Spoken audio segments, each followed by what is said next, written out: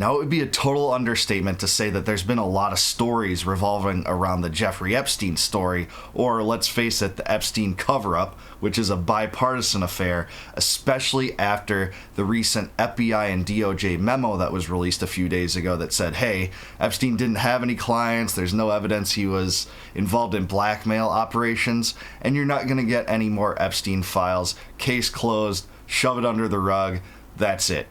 And, really, that is pretty preposterous in several ways. A lot of people are demanding answers, whether it be, circumstances revolving around his mysterious death, whether he was involved in any blackmail operations, where's the client list, how is Ghislaine Maxwell in prison convicted under evidence that they sex trafficked minors to no one. It completely ruptures the standard narrative that we've been fed on Epstein. But I think the most unexplored question, and maybe the most important, is Epstein's connections to foreign intelligence services, notably Israel and Mossad. That is what has been missing from mainstream discourse. You are hearing dissidents talk about it on the internet. So I wanted to put this video together with, I think, the 4 biggest pieces of evidence, maybe 3 or 4 pieces that show that Epstein most likely had not only a connection to Israel, but also a connection to Mossad.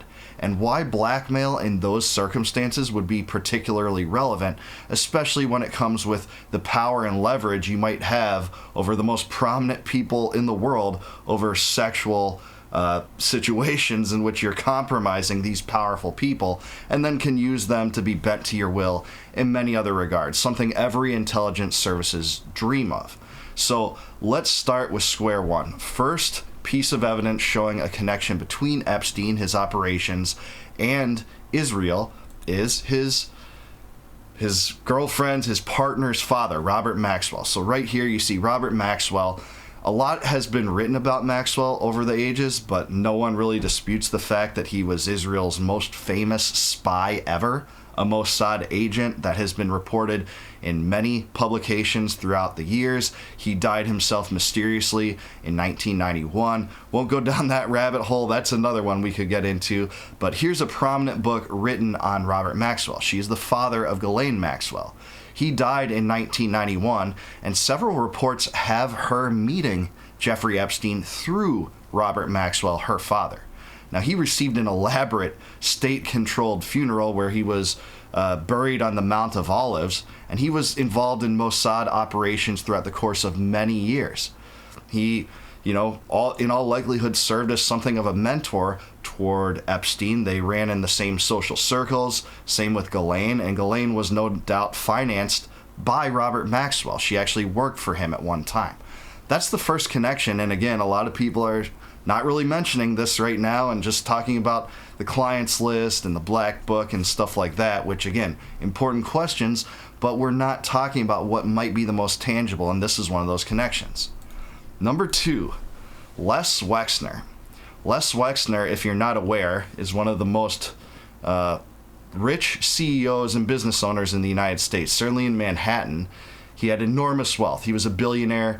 He created and maintained directorial power over L Brands. That's the parent company of companies like Victoria's Secret, Abercrombie, Bath and Body Works, and others. A rich businessman. Epstein and him shared a very close personal relationship that spanned about 25 years over the course of time between the 1980s and 2007. And in that course of time, Epstein's connection to him at the start was something of like a tax accountant. He filed his taxes, he managed his money to some extent, and for that, supposedly, that's what allowed Les Wexner to justify showering Epstein with enormous wealth, enormous property, and enormous money. He gave Epstein power of attorney to essentially run his personal affairs because I guess he saved him so much money in taxes. And the most big property in Manhattan, it's a famous house that's worth over $77 million. This is a famous house. Sometimes you saw it in news reports about the Epstein story and the circumstances revolving around it. He gave that to Epstein an enormous amounts of wealth, ostensibly because he was good at doing his taxes. It doesn't make sense outside of a scenario in which he was receiving money from an intelligence service, and Wexner may have been the catalyst for that. Wexner personally is involved in many very pro-Zionist affairs. He is known as a benefactor of many pro-Zionist charitable causes, funding for Israel, arts and arts related to Israel, business ventures related to Israel, etc. He's very noteworthy for that. Now, things did happen down the line where he accused Epstein of stealing from him a certain sum of money, I think around $40 million, if I'm not mistaken. But it still doesn't explain why he provided Epstein so much money and power, essentially for being his financial manager. The same is true with Leon Black, who Epstein did his taxes, and Leon Black gave him something like $150 million. So that's another issue we won't delve into deeply here. But another one is Ehud Barak. Ehud Barak is not only the former prime minister of Israel, he's the former chief of Mossad. And documented evidence has Ehud Barak visiting Epstein 30 times and essentially living with him in his Manhattan residence at times. This was a man very closely aligned with Epstein, you know, the guy that basically accumulated immense wealth over having no credentials or any really justified reasoning other than the potential of blackmail payments or intelligence payments. And Ehud Barak very likely may have served, again, as a conduit between Epstein and the intelligence community in Mossad. Now, again, this is something that's not talked about a lot. Ehud Barak kind of gets overshadowed in the news compared to other Israel issues, the recent war in Iran, the genocide in Gaza, etc. But he was a close personal friend of Epstein, and he's actually tried to sue a few parties that have made this clear, that have dared to publish this information, including, I believe, the Daily Mail. He tried to sue because they posted pictures like this of him entering the Epstein residence. That is one of the biggest connections too. Again, no one talking about this for the most part. It's all about the black book and the clients list and, you know, jailhouse video that I think is serving something of a red herring to some extent. Not saying there aren't very important questions around all of those things, but this is perhaps the most important. What kind of ties did Epstein have with Mossad? Well, here's a clear one. You're hanging out as a very good friend with the former chief of Mossad and former prime minister of Israel. Now, last but not least is a comment that was given by the DA that gave Epstein a sweetheart plea deal in 2006 after he had been discovered to be engaging in illegal sex trafficking operations with underage girls. Alexander Acosta, when giving Epstein this deal, he said Epstein belonged to intelligence and to leave it alone. And other reports have him saying that, well, Epstein is above my pay grade. I had no choice. I had to cut him this deal. And let me tell you about this deal. This deal really was ludicrous. As part of this sweetheart plea deal, Epstein essentially got to take over a branch of the sheriff's department, make it his own home, have freedoms that other criminals did not have, especially criminals charged and convicted under this kind of behavior. He essentially had a TV built for him personally in that area. He had guests that were able to come in and do business ventures with.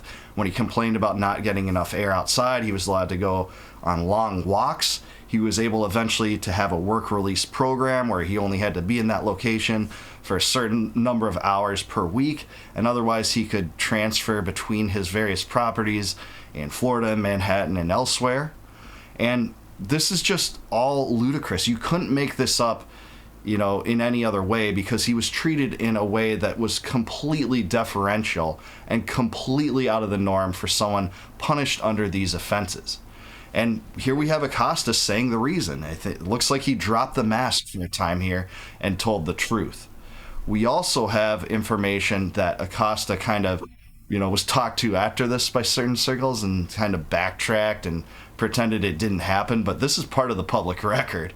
Acosta said this, and it certainly raised eyebrows for good reason. This was someone that was told by whoever, it doesn't sound like he'll ever say, that Epstein was part of intelligence. And guess what? I think that was probably right. So there are the top 3 or 4 connections that Jeffrey Epstein had to Israel, and specifically Mossad. You hear that this is a conspiracy theory, right? If you're talking about Epstein 6 years later like this, you're just a conspiracy theorist. Even Trump is in on this line now. At that press conference when he said, why are we talking about Epstein? We got so many good things going on right now. I can't believe you'd ask a question about Jeffrey Epstein. To that reporter, asking legitimate questions about this administration backtracking from their promise to provide the Epstein files information regarding Epstein a day after the DOJ and FBI released that memo. So of course, Trump, we are still talking about this, and guess what? We're not going to stop talking about this.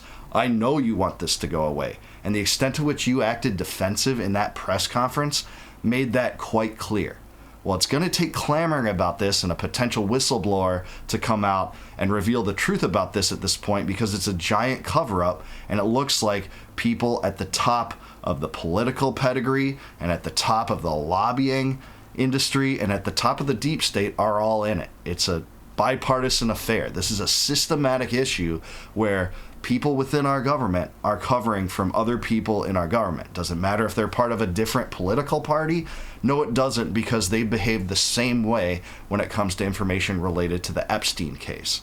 So yeah, I think you're the conspiracy theorist, government, if you say that Epstein sex trafficked to no one, didn't engage in blackmail, had no connections to intelligence services, and that there's no clients. If that was true, Ghislaine Maxwell wouldn't be rotting away in prison over nothing. I'd love to see what the jury discussions were in that case if they weighed evidence pointing to the culpability of no one outside of Epstein and Maxwell. We know that's ludicrous, and the FBI didn't even pretend otherwise at some point when they talked about the evidence that was collected from Epstein's home, which included information on digital media in a safe that they found in his residence. He was known to have CCTVs all over his property, but now, nope, we looked into it, shut the door, no more Epstein. Pam Bondi famously said no more Epstein talk, essentially. And this contradicted all sorts of things that the Trump administration said about Epstein and his case in the lead up to their ascension to power in Trump's second term.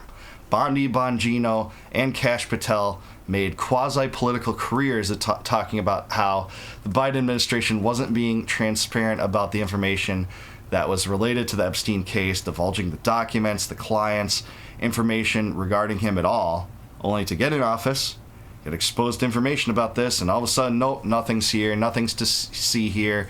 You're a conspiracy theorist if you're still talking about it. Epstein killed himself. Bongino and Kash Patel both said, we're not going to release any information.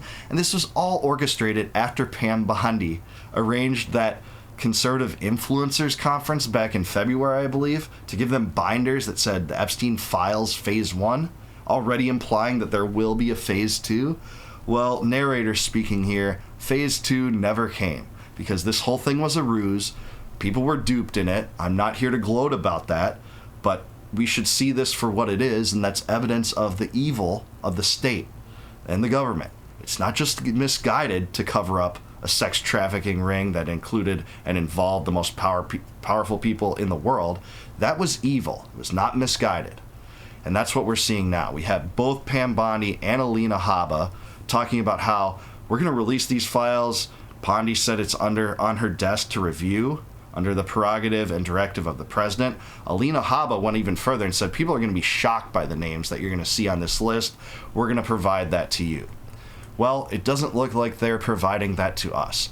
And here's evidence of Epstein's connections to Mossad. And take it for what you will, because the mainstream won't cover it, but I'm glad to hear that some people in the distant world, other people than me, people like Ian Carroll and Candace Owens and Dave Smith and Max Blumenthal, and even John Mearsheimer has weighed in on this topic recently. That's refreshing to see, because the old legacy media is dying because of how much they lied to the public, including on Epstein. So to see this gives me a breath of fresh air that answers may eventually come. They're not going to come now, but we need a whistleblower, a Snowden or Assange type that was close to these things happening, to divulge it, become a whistleblower, become a hero. At great risk themselves, they would be, for sure. But that is what humanity needs more than ever right now. But I want to hear what you guys have to say in the comments below.